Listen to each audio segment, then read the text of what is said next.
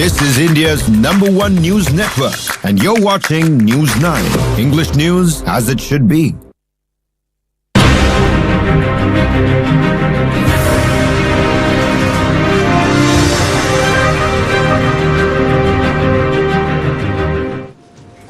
Welcome to News 9 and you are watching On Point. Today we have two On Points. The first On Point looks at how RSS leaders were the real target of Malegaon conspiracy. The second On Point looks at Rahul Gandhi versus Election Commission of India battle. And now let's take a quick look at the headlines. Vice presidential election to be held on September 9, says Election Commission. India and Russia have a time-tested bilateral relationship, says MEA after Trump's jibe at economy.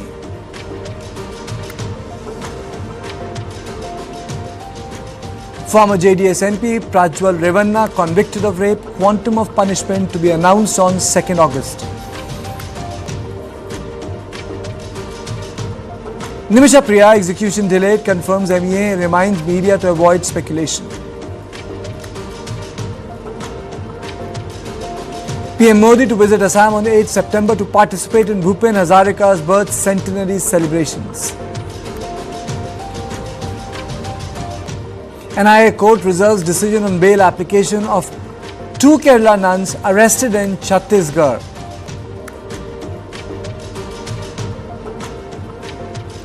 Mallikarjun Kharge, the Congress chief, writes to Deputy Chairman on CISF's presence in bell of Rajya Sabha. Rijiju dismisses charges as baseless.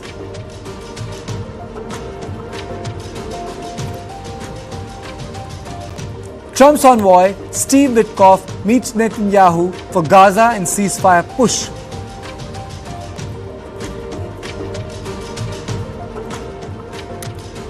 Seven Indian workers get Singapore president's invite after rescuing woman from a sinkhole.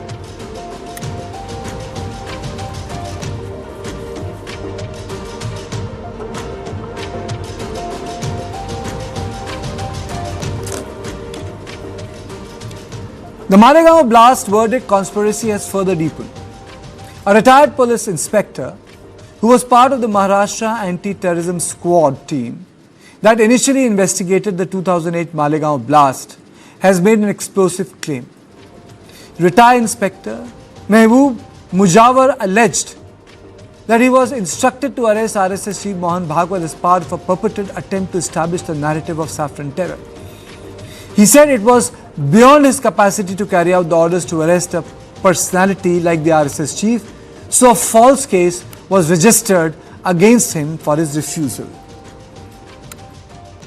Sandeep Dange, Ramji कलसंग्रा, ये दो उसके अंदर absconding accused थे। उनके बारे में मेरा तपास था। उसके अलावा आदरणीय मोहन भागवत जी, इनको भी लाने का मेरे को आदेश था। सर, ये आदेश किसने दिया था मोहन भागवत जी को हिरासत में लेने का?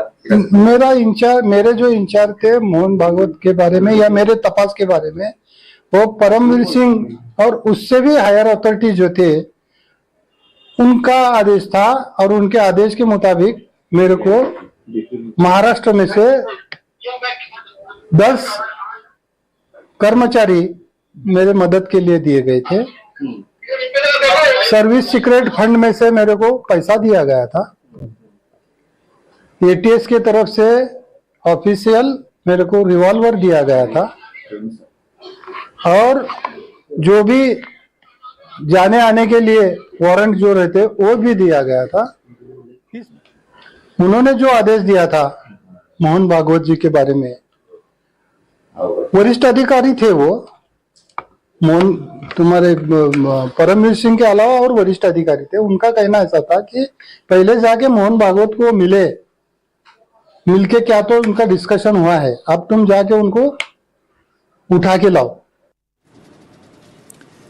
Mujawar further alleged that at the directive by the investigating officer, Paramveer Singh, aimed to create the narrative of saffron terror in India.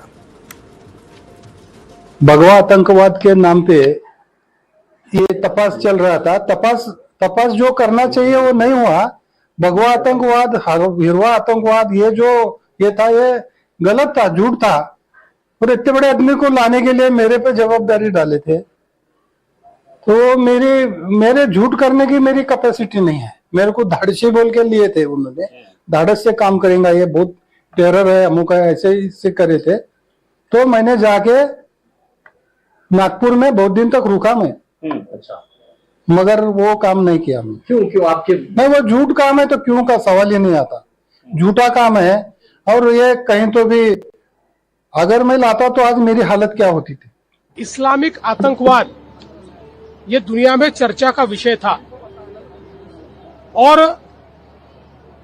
उसके चलते हमको जो वोट देने वाले लोग हैं इनमें गुस्सा निर्माण न हो या उनको ये लगे कि हम बैलेंस करते हैं, इसलिए ये हिंदू आतंकवाद की पूरी थियरी तैयार की गई, लोगों को अरेस्ट किया गया और हिंदुत्ववादी और राष्ट्रीय स्वयंसेवक संघ के अधिकारी पदाधिकारी इनको टारगेट करने का ये षड्यंत्र था। लेकिन बहुत जद्दोजहद करने के बावजूद उनके खिलाफ कोई भी पुख्ता सबूत नहीं मिल पाया और कई अधिकारी ऐसे थे कि जिन अधिकारियों ने बहुत प्रेशर आने के बावजूद ये स्पष्ट रूप से कहा कि हम इतना गैर कानूनी काम नहीं कर सकते, ऐसा कोई सबूत दूर दूर तक इनके खिलाफ नहीं है। तो मुझे ये लगता है कि अब परत दर परत ये जो षड्यंत्र है ये बाहर निकल रहा है। Earlier, a special NIA court cleared former BJP MP Pragya Thakur, Lieutenant Colonel Purohit Prasad, and 5 others citing a lack of reliable and cogent evidence and procedural lapses. The judgment has evoked outrage against attempt to establish a narrative of saffron terror. So was the entire Malegaon blast probe was a politically driven conspiracy against the BJP and its affiliate organizations? Now, on this issue, let me bring in RVS Mani, the author of The Myth of the Hindu Terror and former Undersecretary MHA, a sort of a whistleblower of this issue. Smita Mishra, senior journalist and author of a book written on Lieutenant Colonel Purohit. Vijay Grover, senior journalist. Mr. Mani, straight to you. Now, this is a very mind-boggling statement that has come from an ATS officer who has broken his silence after years. Do you think at that point of time there was a concerted effort to create a myth of Hindu terror whereby senior RSS leaders could be just straight away targeted? Is that correct? It's 100% correct. It was an attempt by the then government in the center to peddle a myth of Hindu terror, number one. I have read out a lot of evidences, I have put out a lot of documents on record which could be accessed by the public domain. I have not said anything which is a part of the office record, but certainly public domain. Having said that, yes, there was a concerted effort repeatedly, let us take from as May 2004, the UPA gets to power, and June 2004, what they do, they bring in the Pakistani supported Fidain Ishrat Jahan and the Javed Mohammad Sheikh. The other two were Pakistanis, Amjad Rana and recent Rohan. Then you go to Samjhauta blast. Again, the same thing was peddled. Hindus have to be shown. Whereas Arif Kasmani, the head of the criminal syndicate who was tasked with the job, he blew the vessel. But unfortunately, what happened was the Pakistani in the Samjhauta blast escaped back to Pakistan within 14 days. Now, next you go to Makkah Masjid again. There are several other, some of the prominent ones where the judgments have really affirmed this fact that Hindus would go to jail for every Pakistani or every Muslim who would commit a terror attack. The narrative was not just Hindu terror, it was motivating the terrorists to go and attack so that some Hindus could be, some RSS, some Bajrang Dal, some Vishwa Hindu Parishad people could be behind the bars and charged, and without filing the charges, they will rot in jail. That was the entire narrative which was peddled by the UPA Sarkar from 2004 to 2014. Thank you. Mr. Mani, there are two things. One is to have an ideological issue and to do things which are incorrect, unconstitutional, illegal. But the second thing is, was it an attempt to fix BJP, because at that point of time government felt that if you fix RSS leaders, you fix Bharatiya Janata Party, so you were fixing the opposition. Basically, it was sort of an attempt to eradicate the opposition. Any opposition, BJP was the most strongest opposition. With their 2004, they had already demitted office after having completed a 5-year term, and prior to that 13 months. So it was the only challenging party. All others were on the same side. So basically, to finish off the opposition, to eradicate any opposition, that is number one. That's the basic premise of it. The methodology used was their own captive voters. They believed that Muslims are their captive voters. I do not know whether they are or not. But more importantly, what was the outcome was Pakistanis were perpetrating terror as per the replies to the parliament question. So was the Congress or the government at that point of time playing a fixed match with Pakistan? That is a larger question which comes to light after all these judgments which have come out. That's what I wanted to say. Smita, you also covered Bharatiya Janata Party. Do you think that it was an attempt to fix the opposition? Well, there were two very clear purposes. First of all, considering the atmosphere in the country at that time, when no single city was safe from terror attacks, no festival used to pass off peacefully, and the first headline used to be either the threat of a terror attack or blast somewhere.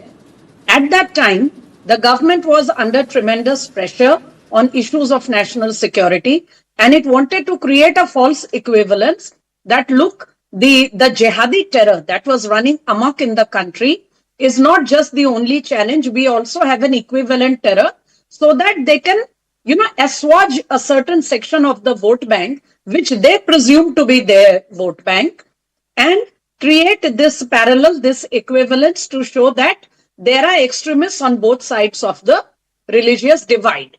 The second was to label the RSS, to defame the RSS in such a manner that it would not be able to recover from that, that campaign for a long, long time. And therefore, the Congress party, the political leadership at that time would have a stable, a long political run at the center and in the states, because the RSS would be totally in a chaotic situation. When the top leadership of the organization is somehow embroiled in terror charges, whether false or true, obviously there will be a lot of demoralization. And I remember, for reasons of confidentiality, I will not name the gentleman, but I had a very serious conversation with a top line RSS functionary of that time.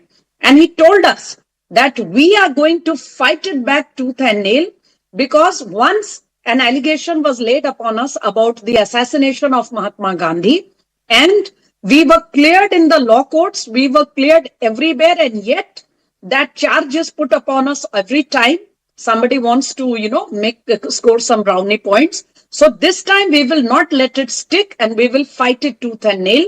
And the RSS, within its cadre, not in the public domain, within its cadre, the RSS sent the message down to the last Swayam Sevak in the remotest area that this will be fought tooth and nail.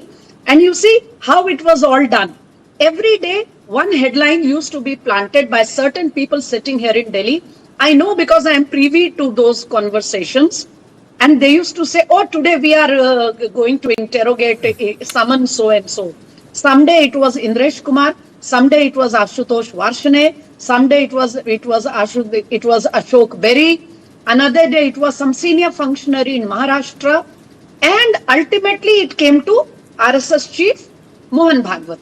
So a kind of a pressure was being created, though it was too much. Even for the Congress party at that time, which was trying to do whatever came to its mind, it was too much to lay their hands on the RSS chief. But they did interrogate some middle level functionaries, and nothing came out of those interrogations. You can find out from Jaipur and Mumbai, etc. And as Mehiboob from ATS has made out, there will always be some officers who will take your instructions to a certain extent, but beyond that, they will not be able to go because everybody has a conscience. Let me tell you today, Kartike, had all officers been so, docile to accept anything that was instructed, Colonel Prasad Purohit would not have been alive today. He is alive today because efforts to bump him off were resisted by certain people in uniform, even though some officers in uniform tortured Colonel Purohit, another officer in uniform, but beyond the point, they were not ready to take it. So some people will always stand up. They will have to suffer the consequences. But this is how the system works. And it was in a matter of about 1.5 or 2 or say 3 years that the Congress realized that it was not reaching a certain level. And slowly they started stepping back, even though the cases were on. Now, see how funny it is. Mani sir has already, flagged it, so I will just put it very briefly. What happened in Samjhauta blast? The real culprits got a great golden chance to get away because you wanted to create a certain theory. Finally, those people, Asimanand and the other people, they were let off because nothing could be proved. Similarly, in Makkah Masjid in Hyderabad, only in Ajmer, a few people were convicted. But there also Swami Asimanand and senior functionaries whom they wanted to indict, nothing could be proved against them because the case was so shoddy, nothing could be settled. And now finally, the first case in India to be labeled as Hindu terror, yesterday everybody was exonerated in this last case of Malegaon. Okay, Mr. Grover, your comments. Do you think that the government at that point of time wanted to fix Bhagwat and other senior leaders?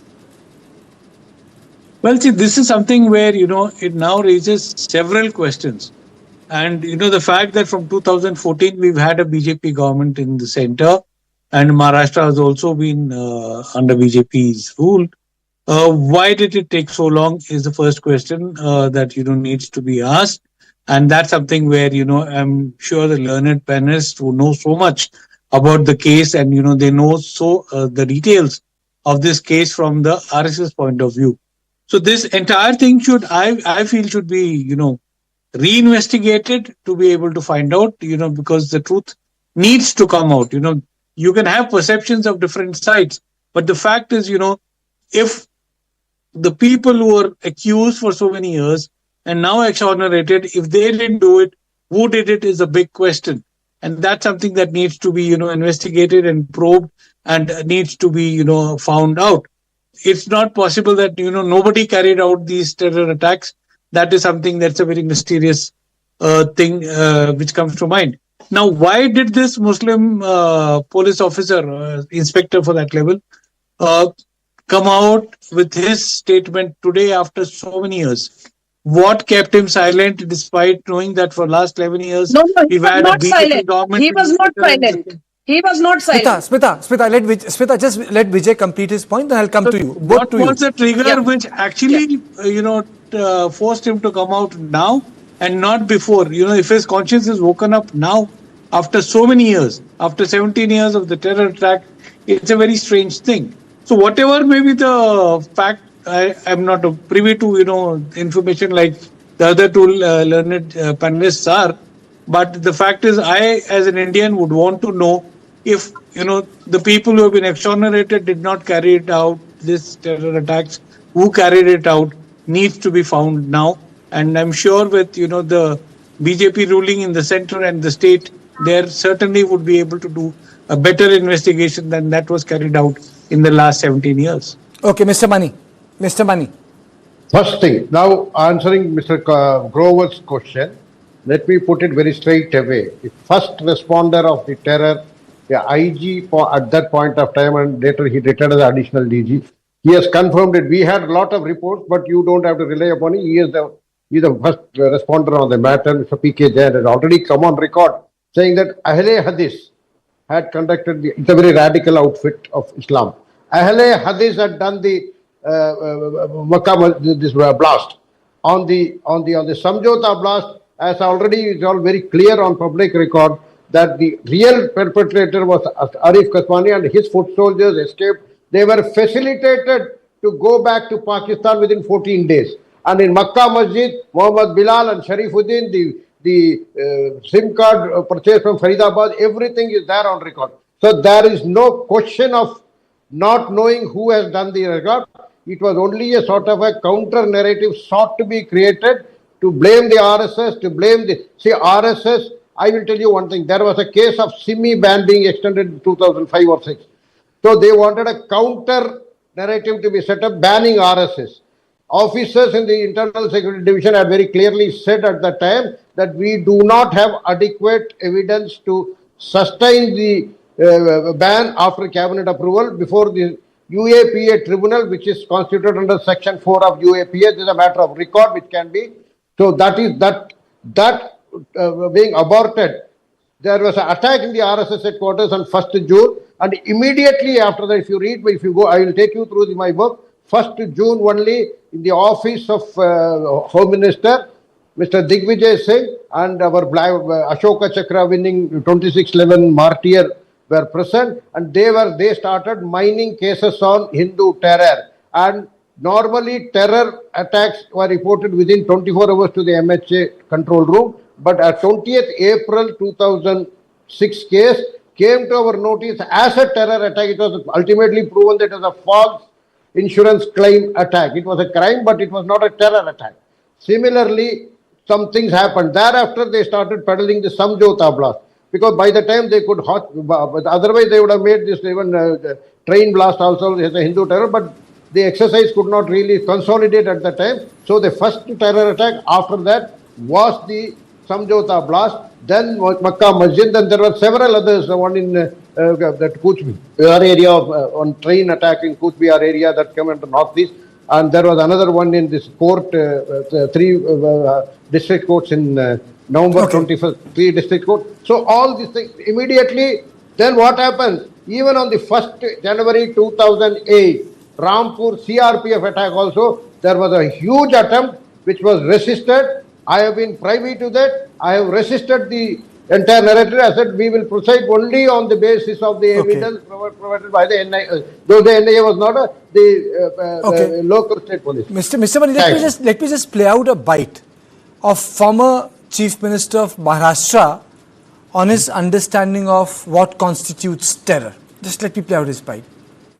भगवा शब्द का प्रयोग न करें, कि भगवा ये महाराष्ट्र की 14 करोड़ जनता के लिए एक पवित्र शब्द है।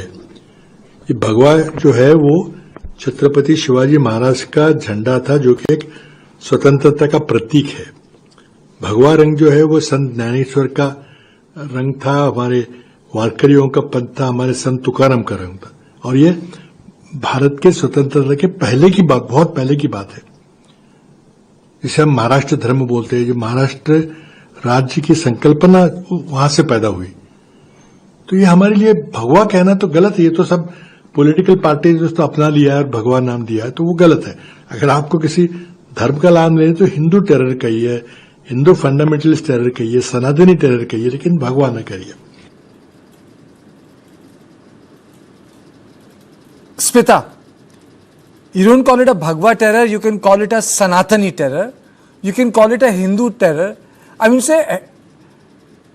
I think there is some sort of an obsession with this argument that there is a Hindu terror, there is something called Sanatani terror in this country. There is no such thing as Sanatani terror. The Congress leaders know it pretty well, but they are so smug in their assessment of their vote bank.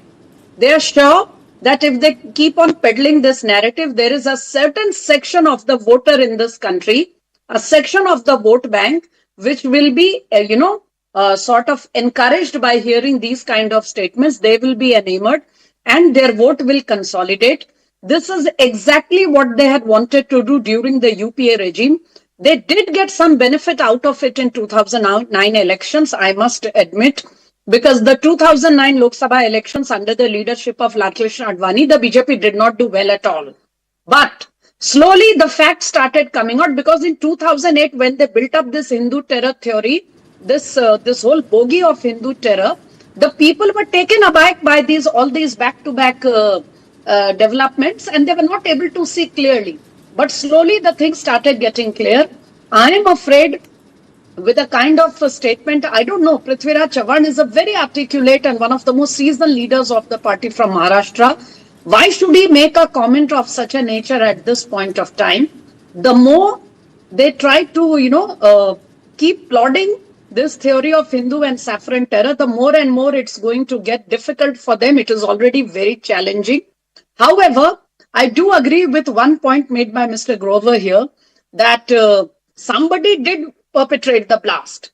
Now that the people who were accused of the blasts have been let off, they have been exonerated, there needs to be a thorough investigation to be ordered by the competent authorities, both in Delhi and Maharashtra, to get to the bottom of the conspiracy. I know it is going to be very difficult because 17 years have passed. These are things which are related to evidences. Okay. A lot of people are no more. I do believe that since these 7 people did not do it, which I have been knowing for a long time, from the time I started working on my book, and I shredded every piece of evidence that was, sort of prepared by the ATS. However, now the law court has also said the same thing. Okay. Now, Colonel Purohit did not procure the explosives. He did not arrange for the funding as in association with Abhinav Bharat. Functionaries of the Abhinav Bharat had no intention of creating of any violent attacks. Pragya Thakur did not procure the mobile as it was being alleged. Okay. And in between, you go to the testimonies of Nitin Dattatreya Joshi. Now Mehboob is here. There is another senior inspector who has since, left his job voluntarily. And there are at least 24 such people, Kartikeya, let me tell you, with whom I came into contact in the course of writing my book. They were not ready to come out in open about what is going on because the matter was in a law court. It was a sub judice matter. Mehboob is just the beginning. You will find a lot of people coming out to tell you what was going on at that time. Okay. And the more people speak, the more it is going to unravel every day. The less the Congress leaders talk about it in terms of saffron and Hindu terror, the better it should be for them. Okay. However, let me go to Vijay. The country needs to know to get to the bottom of it. Wait a minute. So, Vijay, the question really I wanted to ask you was, if you recall, after 2014 loss, from Janehudari Brahmin to Rahul Gandhi going to Kedarnath, then going to Mansarovar, then going to temple hopping, saying, he went to Assam, he said, "Mujhe mandir mein ghusne nahi diya gaya," and suddenly he has taken a hard constitution OBC politics turn, which is pretty much evident. So there is no centering of the Congress politics in context of the larger reality of the Indian life. So the statement of Prithviraj Chavan, to me, is a reflection of that. He's trying to distinguish between 3 words. Sanatan is nothing, it means Shashwat, eternal. Anadi Anand, na jiski shuruaat hai, na koi ant hai. Well, see, it's a very unfortunate thing, to add religious tags to, terror. And this is something which we are now discussing today because we are talking about Sanatani, but, Islamist terror is something that is used quite so often, everyday term that, if there is anything, and, you will see so many BJP leaders, you'll find so many people who make these kind of statements and, nobody questions them. But the moment we say Sanatani terror, everybody gets offended about it. The fact is that today, when we are talking about this Malegaon case, let's also remember so many other cases. The Hubballi court blast, which happened, and after that, 14 years, all the people who were accused in that were exonerated, but nobody in the media even took their shots or name or not even made news out of it, because all the 7 accused were Muslims. Now, why is this disparity? When you say that terror has no religion, and let's be neutral on this aspect, I'm sure the 2 other learned people are very close and have studied research on these subjects as far as the Malegaon case is concerned or other terror cases are concerned. But me as a common man, today when we raise questions about why this Muslim gentleman, the police officer, and as Madam just said that, there are 24 other police officers who had, to that aspect confessed to her or shared information with her that, the RSS leaders were not involved. So why is the police system so subservient that, this entire investigations for so many years, so many decades, and then the whole case falls flat falls flat in the court. So why are these police officers behaving like gulams? Be it in the previous regime, be it in the present regime, or be it in any state government. It raises serious questions. It raises serious questions about what policing is, how policing should have been done fairly and neutrally. And we are talking today of Colonel Purohit and Abhinav Bharat image being tarnished. It raises questions, unless some senior police officers are found guilty for having tampered with evidence, we don't see this kind of thing stopping. And it's a case which is not political fight. Let's forget BJP and Congress have business to do, and they will continue doing it. They may be ruling the country, but they don't rule us. Here it's lives of people which is matters. It's common man whose lives matter, and that's where policing has to be effective, irrespective of the political party in power, irrespective of politicians in power.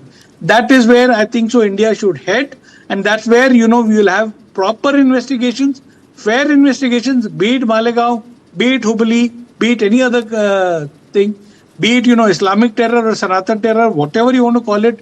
But the fact is, the police has to do a sincere and honest job in this. Okay, I've really run short of time. Thank you, all three of you, for joining my show. So this was on point one. And in this on point one, we discussed the deeper contours of the Malegaon conspiracy.